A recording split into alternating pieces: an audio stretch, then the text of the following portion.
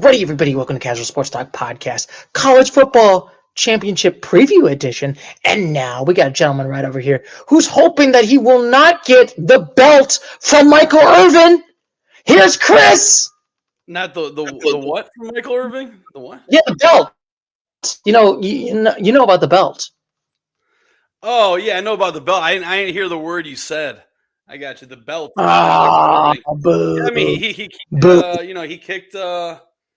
he kicked Ohio State's butt. I know he doesn't play, but yeah. And then the Hurricanes, they were able to show up, and that was probably the best game out of the two semifinals. Game was Miami against Ole Miss. That came down to the wire. So yeah, good job you for pulling out the victory. Yeah, I think both games were fun, but one was more interesting, came to the wire, and one game was pretty much very laughable, just in the sense of Oregon Ducks like choking. But yeah, I mean, I guess you can consider it a choke job. It just really shows how powerful Indiana is. Like, I think Indiana. Let's see if I have their schedule real quick. Blah blah blah. They played in the season. They played Ohio State. Oh no, that was the Big Ten championship game. They played Oregon in the regular season, and then 9th ranked Illinois at the time. So yeah, people might say they had a cupcake season or schedule, but man, they really the Big Ten championship. They showed up, and then they played Alabama. They whipped Alabama's butt, and then they go on to beat Oregon by 34.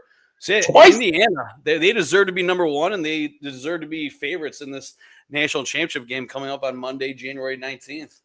It's going to be a fun one. I definitely do think it's going to be a fun one. We'll see. Like, I mean, I don't think it will be a great game. I know it's 8.5 right now on the spread, but we'll see. I think it might be higher, but we'll discuss that. But we got to do some sad couple of eulogies for college football.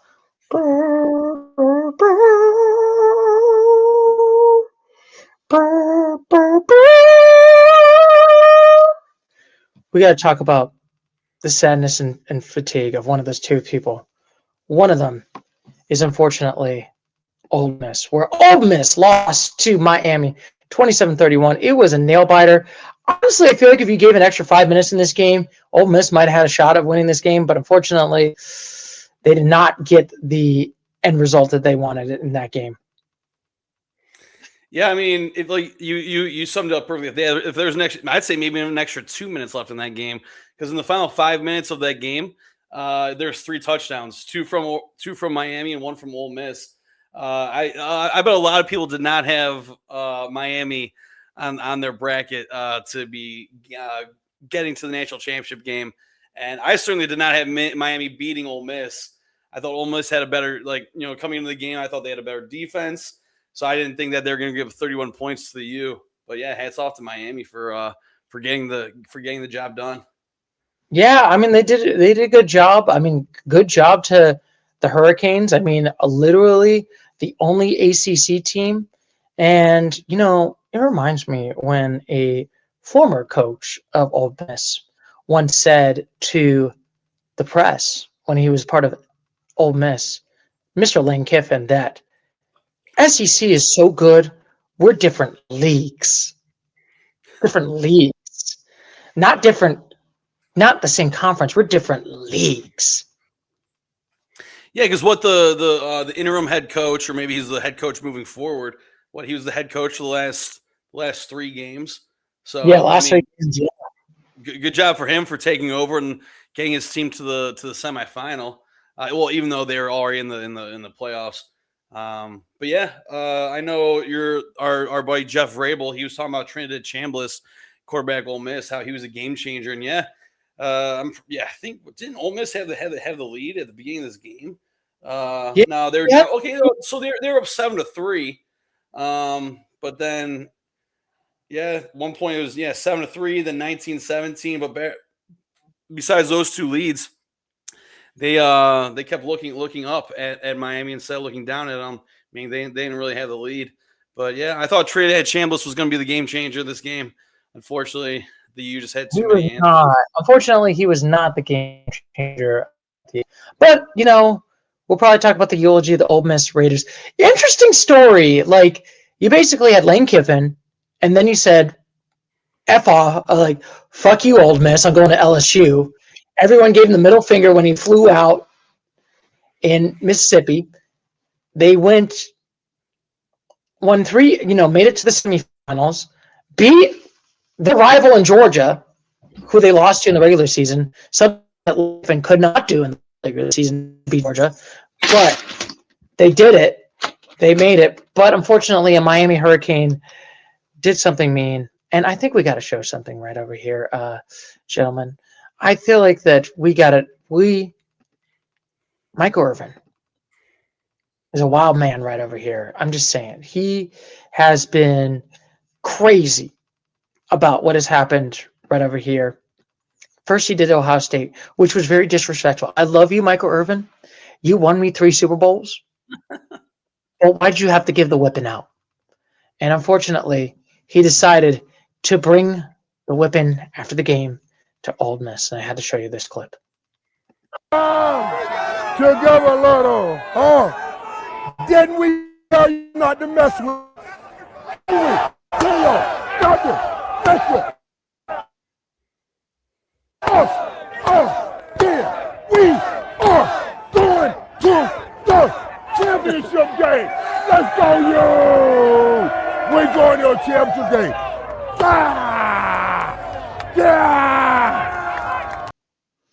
Yeah.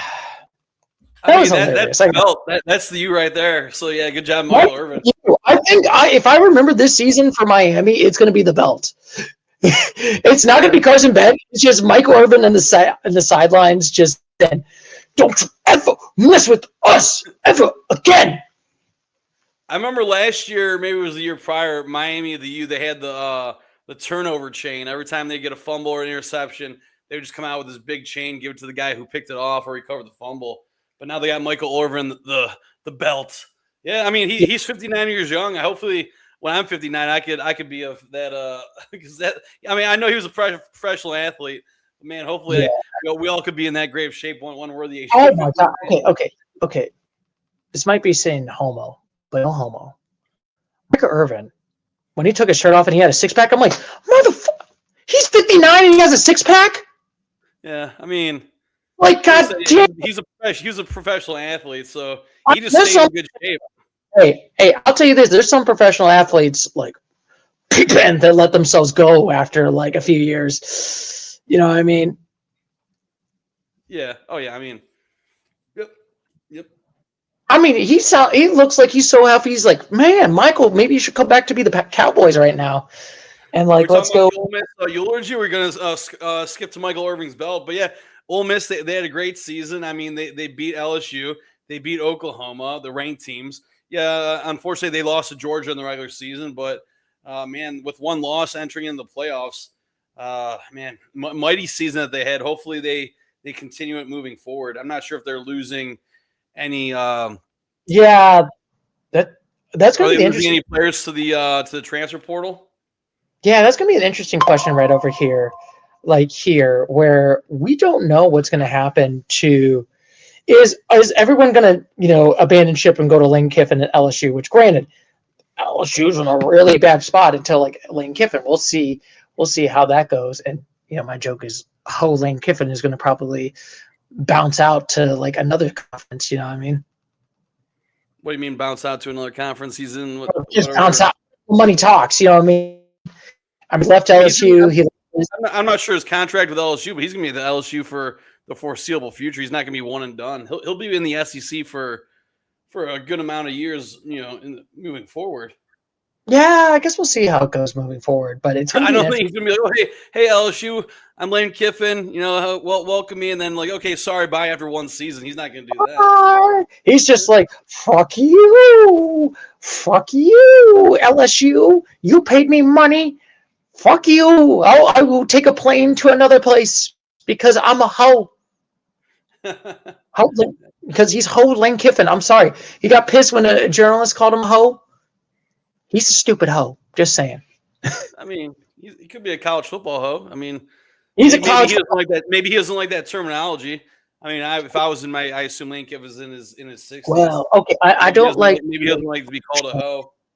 I don't like the hoe shame, but Lane Kiffin, he's the ultimate hoe. He is the ultimate of all hoes. Yeah.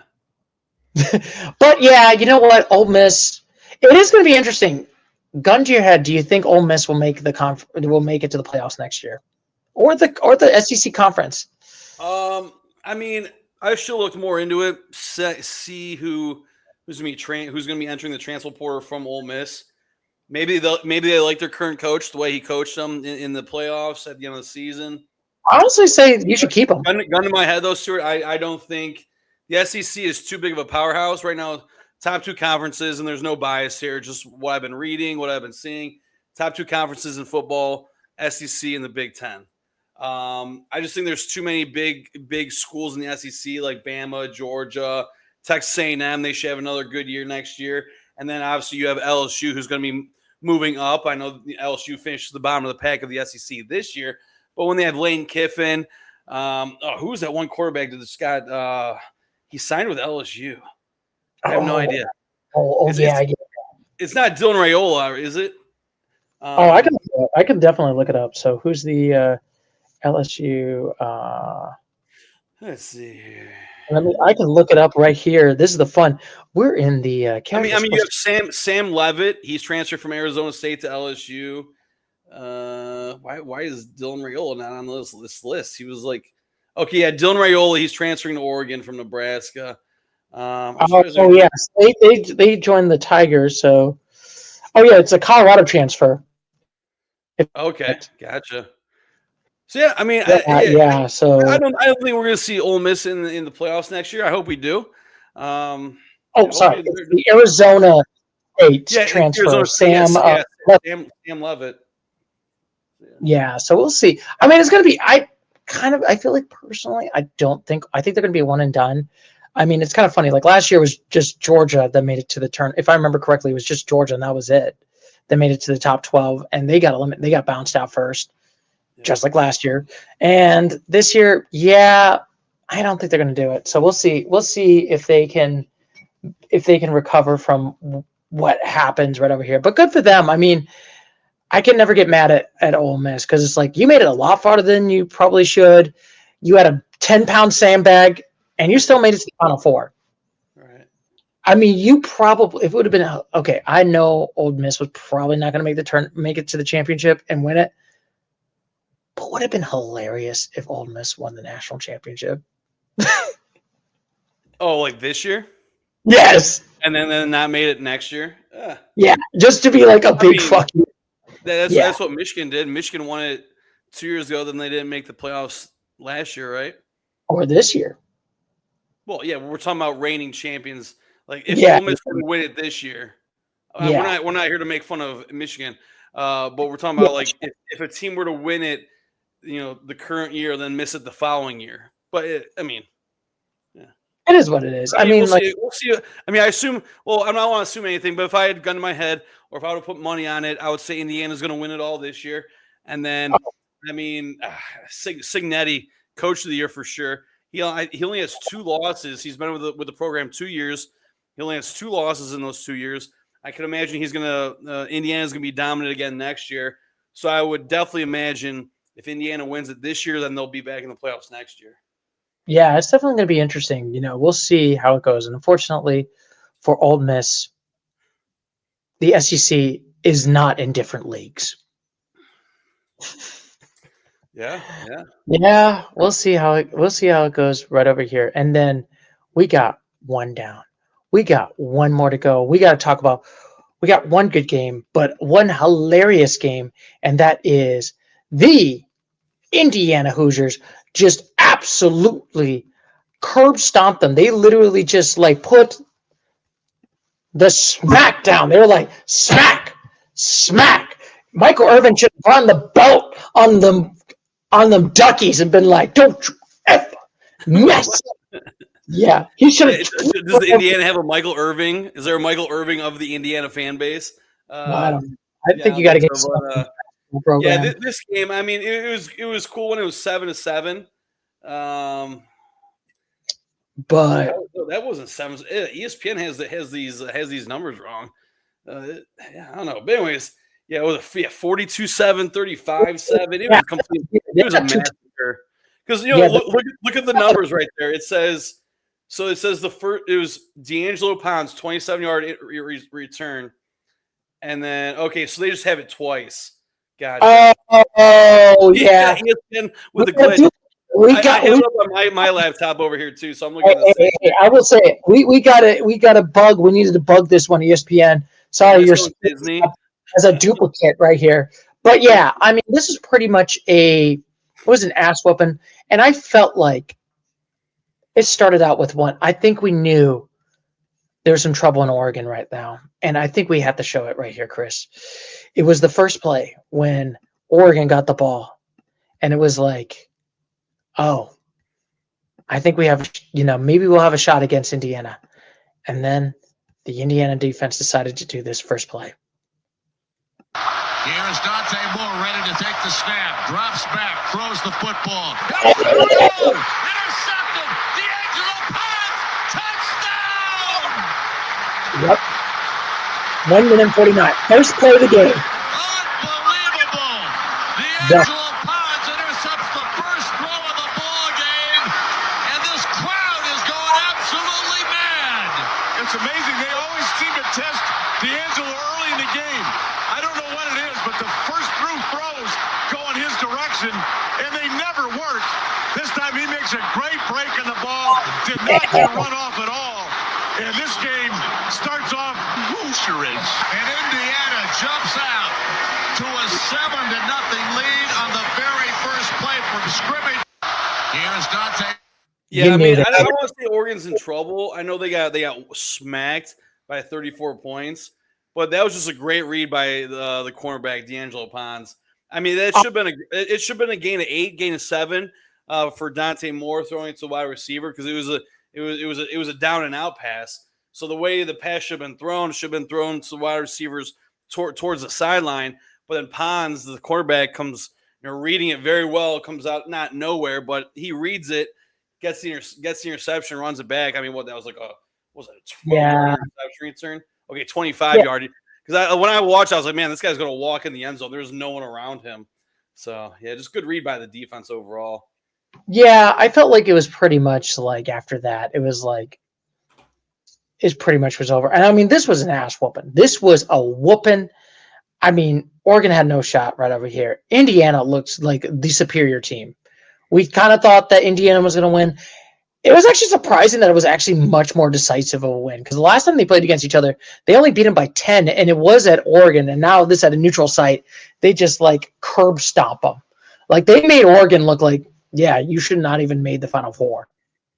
Yeah, I mean, I don't have the bracket up, but I have Oregon's scheduled. I mean, they beat teams at the time, number 3 Penn State, keyword at the time, at the time 20 ranked Iowa, and then top ranked USC, top 15 right there.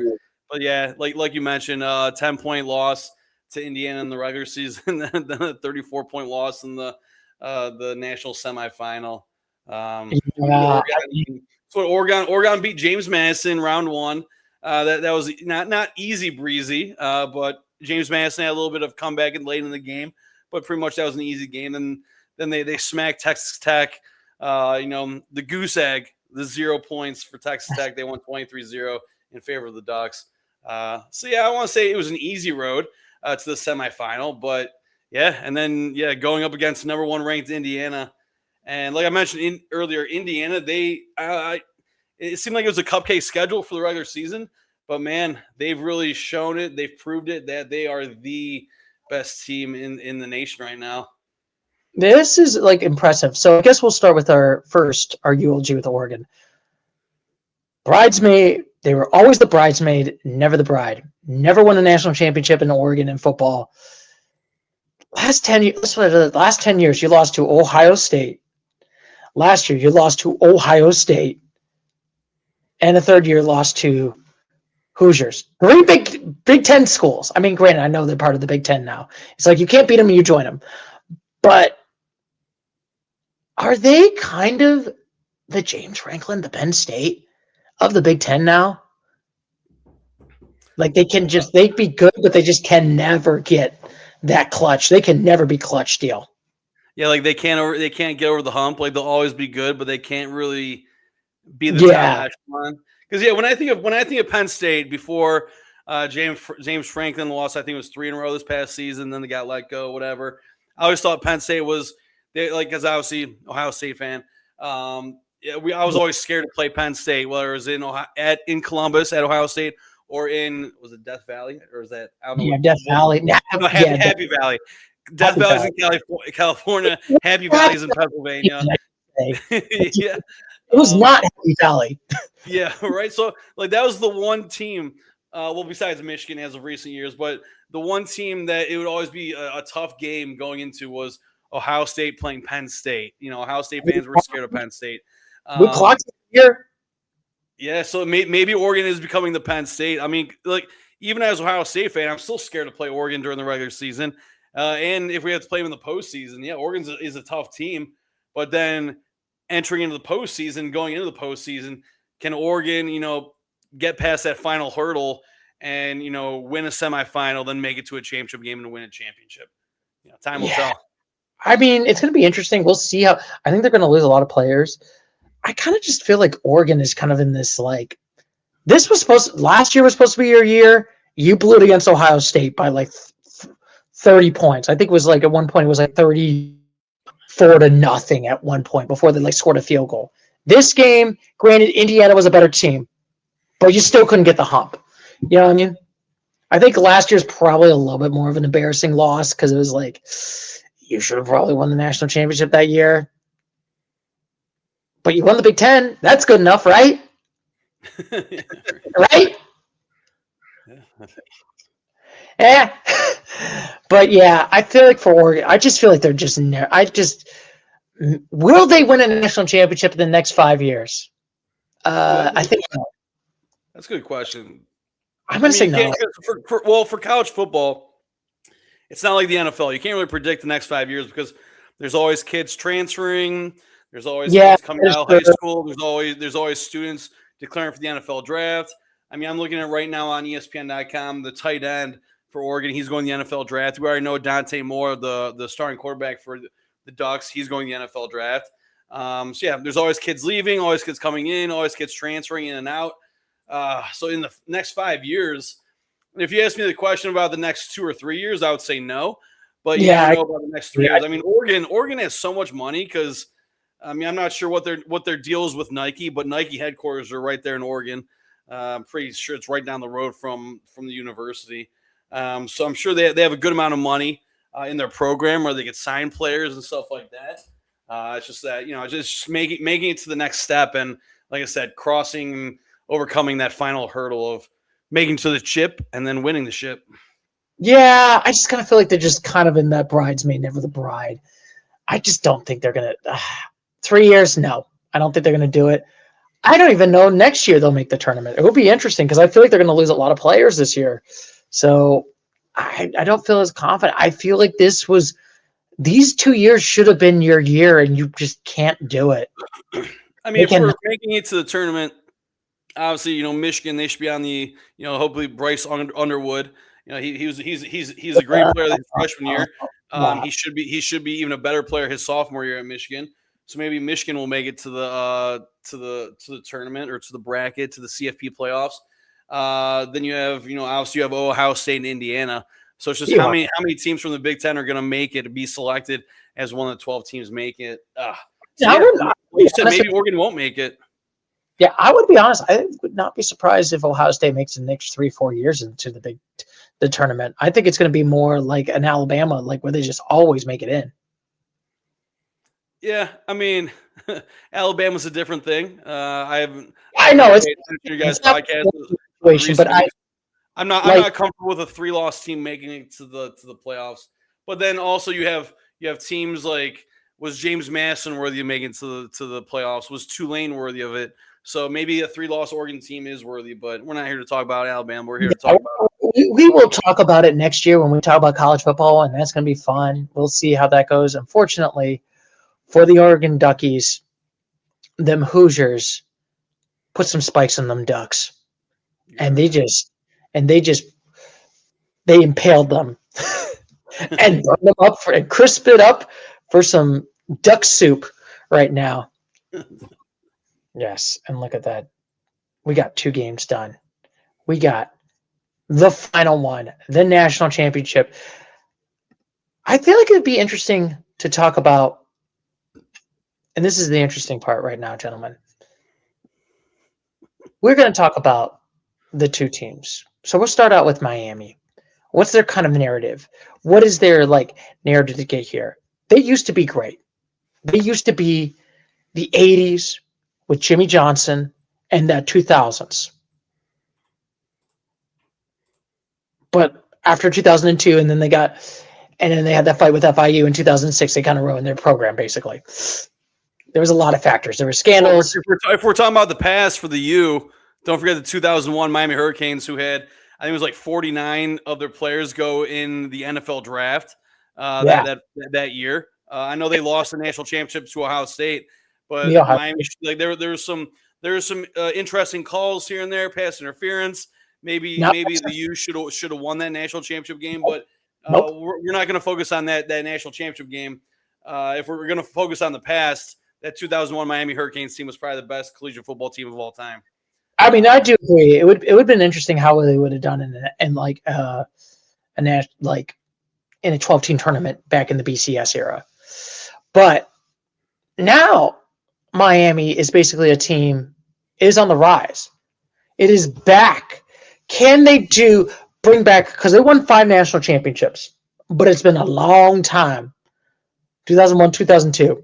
It's 23 years. I was 10 the last time Miami Hurricanes was this good. Made it to a national championship. Won a national championship. But now they're back. And also kind of hilarious that they didn't make it to the SEC championship. So another school that did not make it to their conference championship, like Ohio State last year, but made it to the finals. Yeah, because it was Duke and then Duke and Virginia. Yeah, Duke and Virginia. Virginia should have made. Yeah, it should have been Virginia that made the tournament, but Virginia choked against a Duke team who they beat by 17 points a month ago. That's a choke job. How do you lose to a team that you beat a month ago? I don't care that you beat them at home. You should not. But anyway, digress. 5, 5, 6. Yeah, that's weird. I totally forgot that Duke and Virginia. I didn't forget that they played in the ACC championship game, but neither of those teams never made a tournament. They didn't make the college football playoffs. I don't. Yeah, I mean, I know the reason because it's the top. Yeah, there's some reasoning behind it, but yeah, we'll maybe get some discussions. Actually, when we did the championship, maybe we can discuss things to improve the 12-team playoffs this year. You know, I mean, I did like some of the things we did do this year compared to last on last week's college football podcast. Yeah, we did talk about things to improve upon that one. But Miami, they got Carson Beck bringing back glory and greatness. They got Michael Irvin in the background whipping on the scenes, but they've gotten close, super close in these games. And can they bring back one thing and one thing only? The U. The glory and greatness of the U's. You know what I mean? Can they be back? Yeah, the U is for sure back. I mean, looking at the ACC right now, you have teams like, obviously, Virginia won the conference. Well, yeah, I think they won the championship, but they won the conference outright with a 7-1 conference record, 11-3 overall. But then, Miami, they were 13-2 overall. They didn't make it to the conference championship. But besides that, looking at, obviously you have teams like Georgia Tech. I think Georgia Tech is the only other team that could really have a fighting chance against Miami, this upcoming season. I'm not sure if Carson Beck if he's eligible to play another year, if he has to do something else with his life, whether he goes to the NFL, if any NFL team wants it. Yeah, that's going to be interesting because I feel like that's going to be interesting. I don't even know how many years Carson Beck's been in college football, but it seems like he's been around forever. It's like he's been forever. I mean, it's like I know that there's been older quarterbacks. I think there was one year where a 28-year-old was in Florida State and he was still the starting quarterback right over here. So he's a senior. So this is his last year right over here. I feel like, Carson Beck must be 24, 25, right? Because I just feel like he's in He's the 23. I looked him up the other day, so he's 23. So okay, like he's a like 2000. 23. That's you enter college when you're 18 out of high school. So technically, he's been in college for roughly 5 years. So it's not too crazy, but it just seems that we've heard his name for such a long time. That seems like he's like National Lampoon's Van Wilder, where he's been in college for like 8 years. But obviously, that's Yeah, not the truth. He's only been in for 5 years.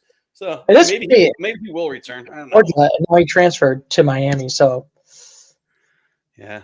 I mean, Miami, they beat, open the season. They beat number 6 ranked Notre Dame. That was a great win. They beat number 18 South Florida, then Florida State, and then they beat Pittsburgh. So they had some good quality wins. I think if they didn't have those 2 losses to unranked Louisville, then SMU, they could have had an undefeated season. Then man, we'd have 2 undefeated teams going neck and neck here in the national championship game. like so Miami's that team that just got hot towards the end. You know what I mean? And granted, they did beat Pitt, but let's be honest, Pitt's not that great. I mean, but they got hot in the end. They beat Texas A&M by 7. They beat Ohio State by 10, and it was a nail biter against Ole Miss. Like they beat them by like 5. They beat them by like. Yeah, they beat Ole Miss by 4, but man, that touchdown was with 18 seconds left in the game.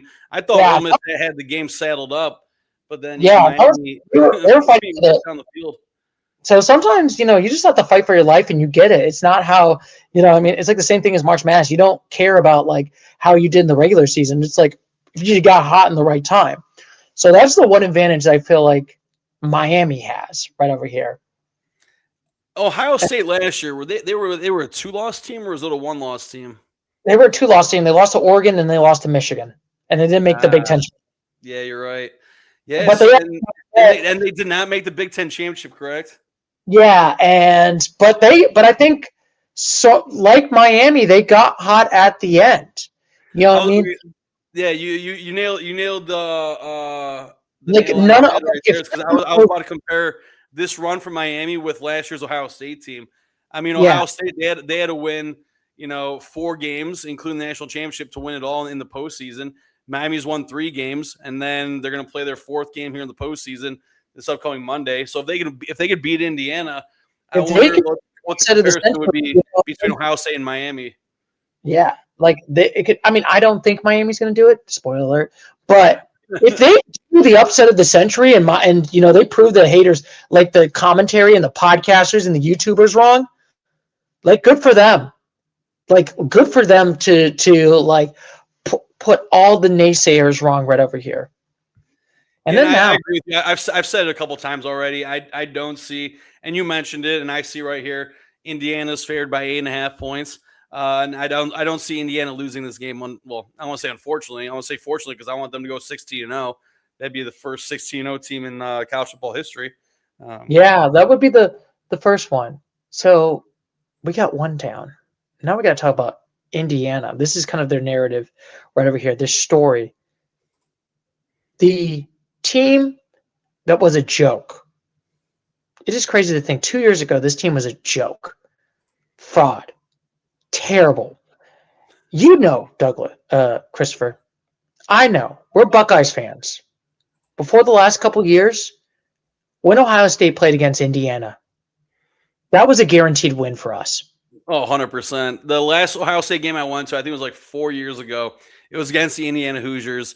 Ohio State tickets, if you're going to go to a game, they're not cheap, but it was one of the cheapest games of the season. The tickets were $110, right around $110. And yeah, it was an easy cakewalk. But now, like you mentioned, Cignetti, head coach of the Hoosiers, man, he's turned this program around, and I love to watch it, even though I'm a Ohio State fan. I just like that Indiana's a product of the Big Ten, so I love to watch this.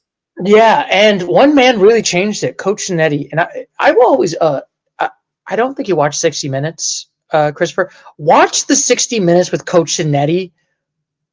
Honestly, it's a very good, interesting, the mindset. How do they turn the program around? Honestly, you should watch that. Gotcha. And it's he always has a good story. And I talked about this, with Douglas, where he got there. There was an attitude like, you can't get it here. Like the banners were old.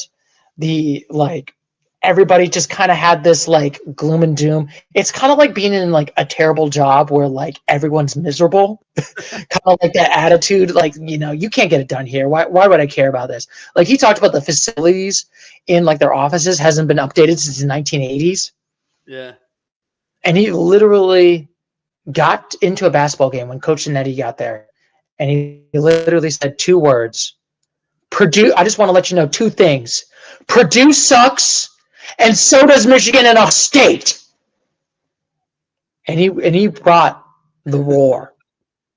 And it's crazy to think about this. If you were a freshman, or you're junior right now, or you're a senior, and you stayed in Indiana your whole football career, it is a night and day. Like the last 2 years, if I'm looking at like Indiana programs, like 2023, like Indiana, like football, in the sense of like how they've been doing in their like football, like collegiate level, it's been pretty bad. Like they had, I'm going to look it up right over here.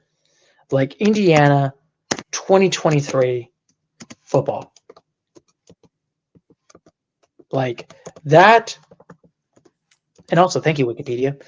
Thank you, Wikipedia. Yeah, like, there was an image when I was watching the Oregon Indiana game that they were saying like this is the biggest turnaround of a football program in NCAA history. They were like, I don't know if the number is correct, but it was like something like 120th, 123rd. I don't know what it was exactly for, but now it's like first. I don't think that was the ranking, but it was something along those lines. I wish I had actually took note of it, but oh well. Yeah. What did you look up, Stuart? The 2022 season, they were 4-8. 2023, before Coach Cignetti, when Tom Allen was the coach, they were 3-9. They were dog shit. Like nobody thought that this team and then 2024 happens, and Coach Cignetti changes the program, makes it 8-1. They do lose Ohio State, and they go 11-12, but then they lose. Fortunately, they did try to make it to the tournament, but unfortunately, they lost to Notre Dame by like 10. And it wasn't actually and if I remember correctly, it was not a good game. Notre Dame controlled it, and they got garbage time. But this year, they're going to have the ultimate immortality. Can they do? One team has another immortality. The other team has an immortality of doing something that has never happened in Indiana football program, and that is holding the national championship. And that is turning around a program from 180. And you can think about that, Christopher, where literally if you were a junior or a senior and you stayed in Indiana, it is night and day how the football program has changed. Did you guys talk about any comparisons with Joe Burrow over the last couple weeks for college football or anything like that? No, I did not. I mean, but Burrow, I feel like LSU was always good. That's the only problem, if I remember correctly. Yeah, like I heard a comparison like, oh, is this Indiana team better than Joe Burrow's LSU team? Absolutely not. I mean, LSU they had Jamar Chase. Yeah, well, I think they had T. Higgins at the time. But yeah, like real quick, like Joe Burrow, both their teams' records were 15-0, but Burrow had 2,200 more passing yards than Mendoza, about the same completion percentage. Passer rating favors Burrow, but then touchdowns. Burrow with 60, Mendoza with 41. So yeah, Mendoza's getting it done. Now, I'm not trying to downplay Mendoza by any means. He's the Heisman winner. He was the AP Player of the Year as well. So I like Indiana in this game. I like the 8.5 point spread. I think Indiana's going to beat the Canes by. Oh man, if I had to say it, I think I would take Indiana by like 13. I'm going to go 17, but I think they will win. Wow, okay. But I think of the interesting narrative. Can they have the ultimate glory? Can they do something? Curt Cignetti is probably going to be the most unique coach of all. Like like, I think you could probably say this is actually a good comparison. Nick Saban in Alabama. When Nick Saban took over the program, they were dog shit. Like, people forget the early 2000s Alabama, they were 4-8. Like, it's bad. They were not. This was not the Bama team of like the yesteryear. Granted, I think it's even more impressive. I think honestly, this is even more impressive than what Saban did to Alabama in that sense and created the dynasty. Curt Cignetti turned a team that was never good, never made it. This team has never made the Rose Bowl compared to this year since 1967. Ooh, wow. They haven't won a national championship that long. The conference, the Big Ten, ever.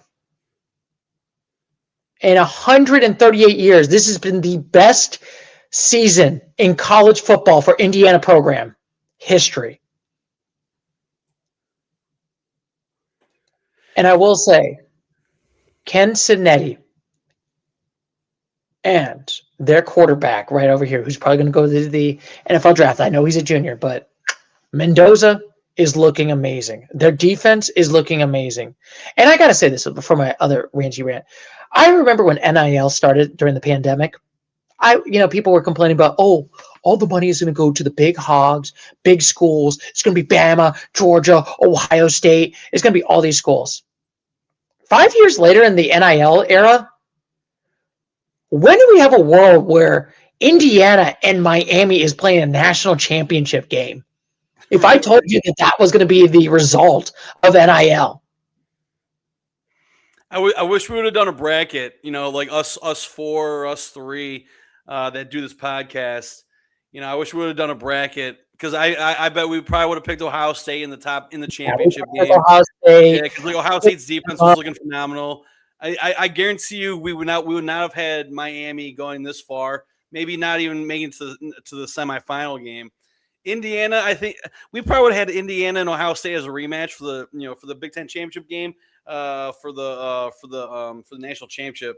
But yeah, like you said, sir, I don't think we had Miami in our playing cards to make it this far. Miami, and nobody thought Indiana. I think everyone thought this was like a fluke last season. Oh, last season. Okay. Yeah, I think probably people thought, that's a cool Cinderella story, but like you're going to be like an SMU. Like, okay, back to the bottom, Indiana. But no, Indiana has shown, no, we're better than last season. We finally beat Ohio State. First time in program history, 30 times. It took them 31 times to beat Ohio State. Yeah, the only thing I'm worried about is, we got Cignetti, 2 losses in his 2 years of being with the Indiana Hoosier football program. Is Mendoza, he's probably the number 1 overall draft pick right now. It's unfortunate that Dante Moore had a rough game in the semifinal because Dante Moore, I thought he was going to go number 1 overall. But anyways, it doesn't matter. My main point here is what's Cignetti going to do next year for the quarterback position? Obviously, you might have some quarterbacks that are more like willing, like, okay, I'll transfer from, I'm just saying a college football name, I'll transfer from Oregon to Indiana, or I'll transfer from Florida to Indiana. I want to play with Cignetti because he's a great coach. He's lighting this thing up. So I just want to see what he's going to do for the quarterback position next year. Obviously, you have Fernando's brother, Alberto, but he didn't play much this year, obviously, because you had Fernando going off. But I just want to see what Cignetti is going to do to fill that position. It's going to be interesting on that one. We'll see how it goes. And you agree, Christopher. I agree. Indiana's probably going to win this game. Yes, Stuart, you said by 17. I said by 13. I guess we both agree this is not going to be a good game. I didn't say that. I think it's going to be a good game. That was going to be leading into my next question. What do you think the final score is going to be? I think it's going to be like 45-20. 45. That'd be 28. If 28, that'd be 17 point difference. I think they're going to score a shit ton of points. It's going to be like Mendoza is going to be looking amazing. I would definitely be right. It is funny because we were half right about the Indiana winning. We were not right about Miami winning, unfortunately. we were wrong about that one. So Yeah, I remember I asked you guys who'd you guys pick on the podcast because I didn't join you guys last week, and you guys said, "Oh, Ole Miss and Indiana." So you guys got 50% of it, right? not 50%. Right. We'll see if we'll get 100%. But I definitely do think Indiana's going to probably do it. And you know what? Also, crazy fact: when people are talking about the SEC, this is different leagues, I should say. No, the Big Ten is different leagues at this point. Yeah, I mean the SEC is not even in the championship game. It's the ACC versus the Big Ten. Let's go. Yeah, 3 years. You had Michigan, you had Ohio State, and possibly Indiana. Yeah. I said Indiana by 13. I think the final score is sorry, Michael Irving. You're not going to get your belt out after Monday night's game. I said Indiana by 13. I would say Indiana 40, and then Miami 27. So we both want Miami to score 27. But yeah, so 40-27. I know. Like I said that. I've said before that I like high scoring games. That's what makes them exciting. Unfortunately, I know Doug has mentioned this, that he likes defensive games. And as much as Indiana had that pick 6 against the Ducks, and Miami had, I'm not sure if it was a great defensive game because they gave up 27 points to Ole Miss. I don't think the defense is going to come out on Monday, January 19th during the championship game. I don't think it's going to be good. I mean, we'll see how it goes. I mean, this is going to be fun. But I'm just trying to think. That is it. So, Christopher, do you have any final thoughts? Final thoughts. Indiana I want to say bring home because I'm in Ohio, not Indiana. But Indiana, Hoosier Nation, bring the championship back to Indiana. Hopefully they can make it 16-0. Hats off to Indiana for a great season. Let's get one more win for the Big Ten. Yeah, let's get one more win for the Big Ten. And you know what? Even if let's just say 1 in a million, somebody like they have a catastrophic injury and then it just like screws them over. Mendoza gets hurt and he's out. Miami, when's the last time the ACC has won a national championship team? 2001? It has to be Miami. 2001 was Ohio State. So maybe it was 2000 or 2002, huh? Yeah, no, wait, it was 2003 when Ohio State won it. And then the year before that, it was Miami. So I'm thinking, it was because then it was just. So, yeah, why do I keep thinking that it was 2001 Ohio State winning? So it's 2003. Wow, thanks for the correction, sir. Yeah, appreciate it. I think it was a Big 12. Then it was like the Pac-12 because then it was like USC. Then it was the Hurricanes and the SEC. That was actually funny because there used to be like SEC against them, and then once they won the national championship against Ohio State, Florida, then the narrative switched to that. So that's kind of a funny college football history. I watched a video of college football history about the SEC bias. It's actually interesting. I didn't know that there was like a 20-year like bias against them. Bias against who? Against the ACC or who? SEC. Like there's a bias where it's like, we're not letting the Southern teams in for the national championship. We're only letting Big 12 and Pac-12. We're letting those schools. Lane Kiffin might have said they were in different leagues, but different crappy leagues. But anyway, that is pretty much it for this week's. So next week, we're going to probably talk about the national championship. We'll see. Hopefully, this is going to be a good game. We'll see how long we'll last in this podcast right over here for talking about the national championship. And tomorrow, because I'm going to record this I'm uploading this on Wednesday, so Thursday, or at least if you're available, Chris, or Friday. We'll see when we'll get the time. We were going to probably talk about the teams that made it to the do 6 eulogies and coaches' eulogies. I did not. That was a surprise of the year. Tomlin getting fired, or not fired, stepping down. And we'll probably talk about that on this week. So, as always, I'm going to catch you later, Mr. Gator. So, as always, take care. Bye-bye.